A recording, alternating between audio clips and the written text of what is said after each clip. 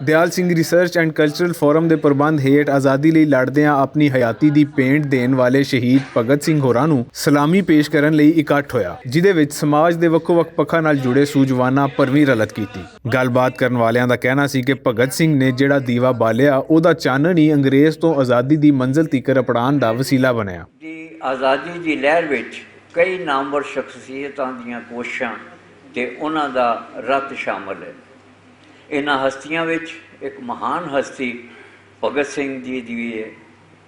ਸਰਦਾਰ ਭਗਤ ਸਿੰਘ ਦੀ ਸ਼ਖਸੀਅਤ ਦੇਸ਼ ਭਗਤੀ, ਕੌਮ ਨਾਲ ਵਫਾਦਾਰੀ ਤੇ ਮਾਤਰ ਭੂਮੀ ਵਾਸਤੇ ਕੁਰਬਾਨੀ ਦਾ ਨਿਸ਼ਾਨ ਹੈ। ਭਗਤ ਸਿੰਘ ਦੀ ਜਿਹੜੀ ਸੋਚ ਸੀ ਉਹ ਸਾਮਰਾਜੀ ਕੂਵਤਾਂ ਦੇ ਖਿਲਾਫ ਸੀ, ਜਾਗੀਰਦਾਰਾਨਾ ਸੋਚ ਦੇ ਖਿਲਾਫ ਸੀ, ਮਜ਼ਹਬੀ ਇੰਤਹਾ ਪਸੰਦੀ ਦੇ ਖਿਲਾਫ ਸੀ। ਸੋ ਉਸ ਨੇ ਹਰ ਥਾਂ ਇਹ ਗੱਲ ਕੀਤੀ, ਕਿਉਂਕਿ ਉਸ ਵੇਲੇ ਸਾਮਰਾਜੀ ਤਾਕਤਾਂ, ਜਾਗੀਰਦਾਰਾਨਾ ਸੋਚ ਤੇ ਮਜ਼ਹਬੀ ਇੰਤਹਾ ਪਸੰਦੀ ਜਿਹੜੀ ਸੀ ਉਹ ਕਾਂਗਰਸ ਦੇ ਵਿੱਚ ਸੀ, ਔਰ ਕਾਂਗਰਸ ਨਹੀਂ ਸੀ ਚਾਹੁੰਦੀ ਕਿ ਜੇ ਭਗਤ ਸਿੰਘ ਰਿਹਾ ਤੇ ਭਗਤ ਸਿੰਘ ਇੱਕ ਬਹੁਤ ਵੱਡਾ ਲੀਡਰ ਬਣ ਜਾਏਗਾ। ਇਸੇ ਕਰਕੇ ਹੀ ਕਾਂਗਰਸ ਦੀ ਇਹ ਸੋਚ ਨੇ ਉਹਨਾਂ ਨੂੰ ਫਾਹੇ ਚੜਾ ਦਿੱਤਾ। ਬੁਨਿਆਦੀ ਤੌਰ ਤੇ ਉਹਨਾਂ ਦੀ 20-21 ਸਾਲ ਦੀ ਹਯਾਤੀ ਜਿਹੜੀ ਹੈ ਉਹਦੇ ਬਾਰੇ ਜਿੰਨੀਆਂ ਵੀ ਗੱਲਾਂ ਕੀਤੀਆਂ ਜਾ ਸਕਦੀਆਂ ਨੇ, ਉਹਦੀ ਸੋਚ ਦੇ ਹਵਾਲੇ ਨਾਲ, ਉਹਨਾਂ ਦੀਆਂ ਕਿਤਾਬਾਂ ਦੇ ਹਵਾਲੇ ਨਾਲ, ਔਰ ਉਹਦੇ ਬਤੌਰ ਇੱਕ ਚੰਗੇ ਤਾਲਬ ਇਲਮ ਦੇ ਉਹਨਾਂ ਨੇ 50 ਤੋਂ ਜ਼ਿਆਦਾ ਉਹ ਕਿਤਾਬਾਂ ਸਨ ਜਿਹੜੀਆਂ ਮਤਲਬ ਦੁਨੀਆ ਦੇ ਵੱਡੇ ਲੀਡਰਾਂ ਦੇ ਬਾਰੇ ਕਿਤਾਬਾਂ ਸਨ, ਔਰ ਉਹਨਾਂ ਮੈਟ੍ਰਿਕ 'ਚ ਹੀ ਪੜ੍ਹ ਲਈਆਂ ਸਨ। ਭਗਤ ਸਿੰਘ ਉਸ ਵੇਲੇ ਦੇ ਅੰਗਰੇਜ਼ ਰਾਜ ਦੀ ਨਜ਼ਰ ਵਿੱਚ ਬਾਗੀ, ਨਾਬਰ ਤੇ ਦਹਿਸ਼ਤਗਰਦ ਜ਼ਰੂਰ ਹੋਣਗੇ, ਪਰ ਆਪਣੇ ਦੇਸ਼ ਤੇ ਦੇਸ਼ ਦੇ ਲੋਕਾਂ ਲਈ ਉਹ ਇੱਕ ਦੇਸ਼ ਭਗਤ, ਇਨਕਲਾਬੀ ਹੀਰੋ ਤੇ ਸ਼ਹੀਦ ਨੇ। ਉਹਨਾਂ ਆਪਣੀ ਜੇਲ੍ਹ ਦੀਆਂ ਕੰਧਾਂ ਤੇ ਵੀ ਕੋਲੇ ਦੀ ਕਾਲਕ ਨਾਲ ਲਿਖਿਆ ਸੀ, ਉਹ ਦਿਨ ਕਿਦੋਂ ਆਏਗਾ ਜਦੋਂ ਆਪਣੀ ਜ਼ਮੀਨ ਹੋਏਗੀ ਤੇ ਆਪਣਾ ਆਸਮਾਨ ਹੋਏਗਾ। ਭਗਤ ਸਿੰਘ ਸ਼ਹੀਦ ਪੰਜਾਬ ਦੇ ਇਨਕਲਾਬੀ ਹੀਰੋ ਦੀ ਹੈਸੀਅਤ ਨਾਲ ਇਤਿਹਾਸ ਦੇ ਵਰਕਿਆਂ ਵਿੱਚ ਹਮੇਸ਼ ਜਿਉਂਦੇ ਰਹਿਣਗੇ। ਅੱਜ ਅਸੀਂ ਇੱਕ ਐਸੀ ਸ਼ਖਸੀਅਤ ਨੂੰ ਖਰਾਜ ਤਹਿਸੀਨ ਪੇਸ਼ ਕਰਨ ਵਾਸਤੇ ਇਕੱਠੇ ਹੋਏ ਹਾਂ ਕਿ ਜਿਨ੍ਹਾਂ ਨੇ ਇਸ ਖਿੱਤੇ ਦੇ ਵਿੱਚ ਉਹ ਇਨਕਲਾਬੀ ਰੋਲ ਅਦਾ ਕੀਤਾ ਹੈ ਆਪਣੀ ਉਸ ਕਮ ਉਮਰੀ 'ਚ ਕਿ ਅਸੀਂ ਹੈਰਾਨ ਹਾਂ ਕਿ ਇੱਕ ਪਿੰਡ 'ਚ ਪੈਦਾ ਹੋਣ ਵਾਲਾ ਬੱਚਾ, ਔਰ ਯਕੀਨਨ ਉਹਦਾ ਜਿਹੜਾ ਪਰਿਵਾਰ ਸੀ, ਜਿਹੜਾ ਉਹਦਾ ਖਾਨਦਾਨ ਸੀ, ਉਹ ਇੱਕ ਇਨਕਲਾਬੀ ਸੀ, ਔਰ ਉਹਨੂੰ ਉਹ ਕੁੱਟੀ ਆਪਣੇ ਘਰੋਂ ਮਿਲੀ ਸੀ ਤੇ ਉਹਨੇ ਉਹਦਾ ਹੱਕ ਅਦਾ ਕੀਤਾ, ਔਰ 12 ਸਾਲ ਦੀ ਉਮਰ ਦੇ ਵਿੱਚ ਉਹਨੇ ਆਪਣੀ ਅਮਲੀ ਜਿੱਦੋ-ਜਹਿਦ ਦਾ ਆਗਾਜ਼ ਕੀਤਾ।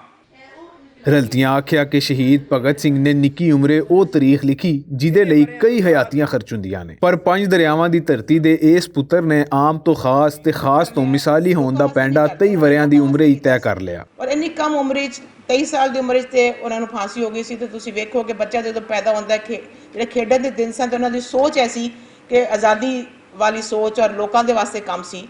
ਅਸੀਂ ਆਪਣੇ ਜ਼ਾਤੀ ਕੰਮਾਂ 'ਚ ਲੈ ਕੇ ਬੈਠ ਜਾਂਦੇ ਹਾਂ। ਔਰ ਮੈਂ ਸਿੱਖਾਂ ਦੇ ਹਵਾਲੇ ਨਾਲ, ਕਿਉਂਕਿ ਮੇਰਾ ਇੰਟਰਫੇਥ 'ਤੇ ਕੰਮ ਪਿਛਲੇ 20-22 ਸਾਲ ਤੋਂ ਰਿਹਾ, ਮੈਂ ਵੇਖਿਆ ਕਿ ਸਿੱਖਾਂ ਵਿੱਚ ਬਹੁਤ ਕਮ ਉਮਰੀ ਵਿੱਚ ਜਿੰਨੇ ਵੀ ਉਹਨਾਂ ਦੇ ਹੀਰੋਜ਼ ਨਿਕਲੇ ਨੇ ਜਾਂ ਜਿਨ੍ਹਾਂ ਨੇ ਆਪਣੀ ਕੌਮ ਵਾਸਤੇ ਕੰਮ ਕੀਤਾ, ਆਪਣੇ ਲੋਕਾਂ ਵਾਸਤੇ ਕੰਮ ਕੀਤਾ, ਉਹਨਾਂ ਦੀ ਬਿਹਤਰੀ ਵਾਸਤੇ, ਉਹਨਾਂ ਦੇ ਬਚਾਓ ਵਾਸਤੇ ਕੰਮ ਕੀਤੇ ਨੇ, ਉਹ ਸਾਰੇ ਕਮ ਉਮਰੀ ਤੋਂ ਸਟਾਰਟ ਹੋ ਗਏ ਸਨ।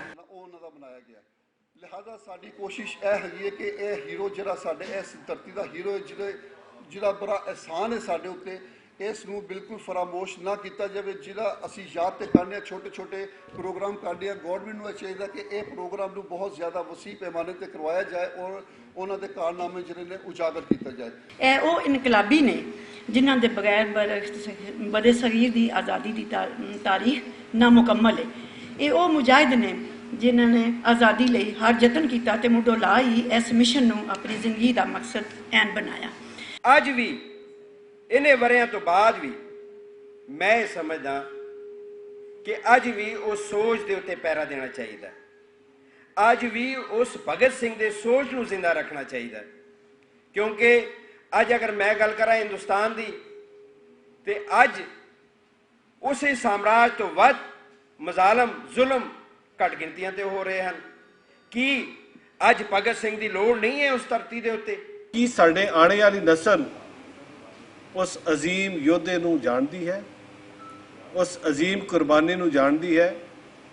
ਕਿ ਸਾਡੇ ਨਿਸਾਬ ਦੇ ਵਿੱਚ, ਸਾਡੇ ਸਿਲੇਬਸ ਦੇ ਵਿੱਚ ਅਸੀਂ ਉਸ ਅਜ਼ੀਮ ਯੋਧੇ ਨੂੰ ਅੱਜ ਵੀ ਅਸੀਂ ਇੱਕ ਨੁਮਾਇਆ ਮੁਕਾਮ ਦੇ ਰਹੇ ਹਾਂ?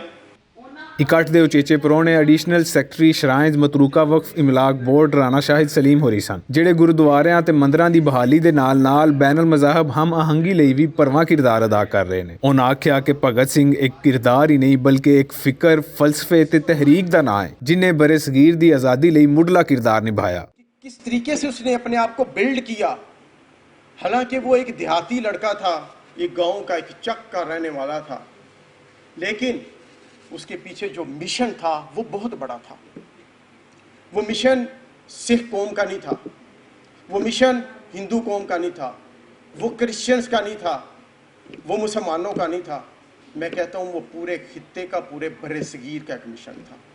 वो मिशन था गुलामी से आज़ादी का मिशन था।